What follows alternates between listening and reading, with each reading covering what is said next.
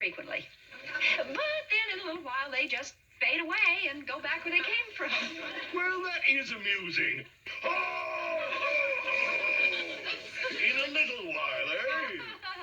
The longest it's ever taken is a couple of days. What? Do you tell me I could be stuck here all that time? Impossible. What happened to ho, ho, ho? Oh, my dear girl, you're a witch. Do something. Well, you see, this was Esmeralda's doing, and no one else has any power over it. Now, if you sit down and relax, the spell will have a better chance of wearing off. We should leave them alone. Come on, sweetheart. You mean a wax pot never boils? I didn't mean that the way it sounded. Sweetheart, why don't you go upstairs and get ready for dinner, and Tabitha and I'll give the baby his bath. Oh, I'll get it.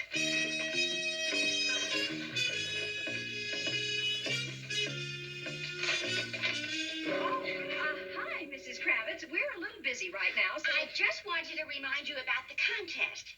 Contest?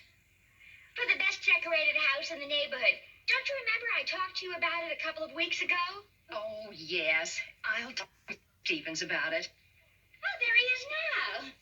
What's he doing, trying on his costume? Nothing's happened so far, Samantha. Then I compliment you. Anyone who's gone to that much trouble just to please his children is certainly to be complimented. Mrs. Kravitz, we were just about to sit down to dinner, so... I'm going. You know, that's the most convincing Santa suit I've ever seen. Real airman? What's that, foam rubber? I beg your pardon. Mrs. Kravitz, you'll have to excuse us. Wonderful. It's just wonderful. But how does he do that with his voice? He runs around in the snow and catches cold. Hi, Mrs. Kravitz.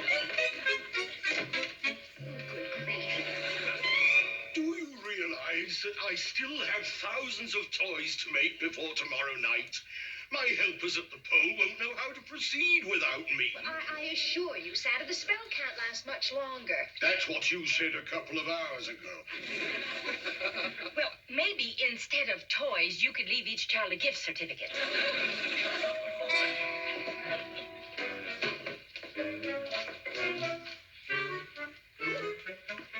Excuse me.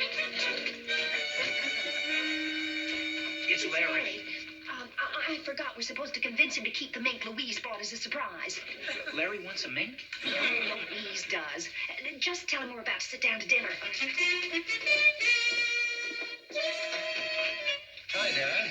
I was just on my way home and... Oh, Larry, we're just about to sit down to dinner. No, I couldn't eat a thing. But I'll take a drink. I just had to get away from the mass hysteria that seizes the entire population during this so-called season of mirth. I tell you, I'm sick of it. Sick of the crass commercialism that's invaded the Christmas holiday. Does this have anything to do with Louise's mink? Uh-huh. So you're one of the thousands of select people that Louise has complained to. What are you drinking? Anything. Triple. Oh, Samantha, what am I going to do? There are thousands and thousands of children depending on me. Oh, if only I had my workers here and some tools. Would that help? Well, of course. I might be able to manage that. Really? Oh, that would be splendid. There's something I have to take care of first. Aren't you and Louise on speaking terms? She is. I'm on listening terms.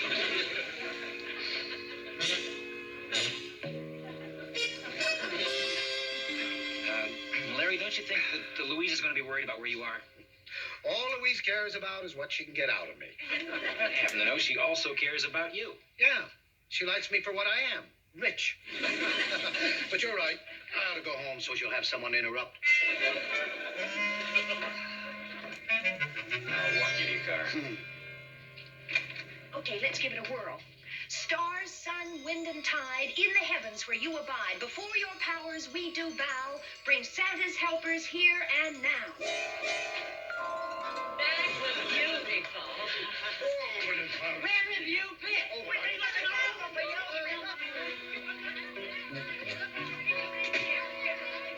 Oh, Darren, there's something I have to explain.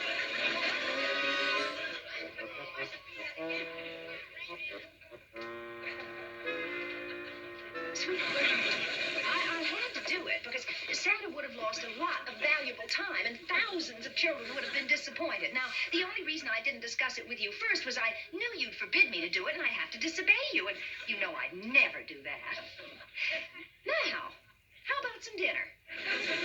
Samantha, for your sake, for Santa's sake, and for the sake of my sanity, I'm going to bed.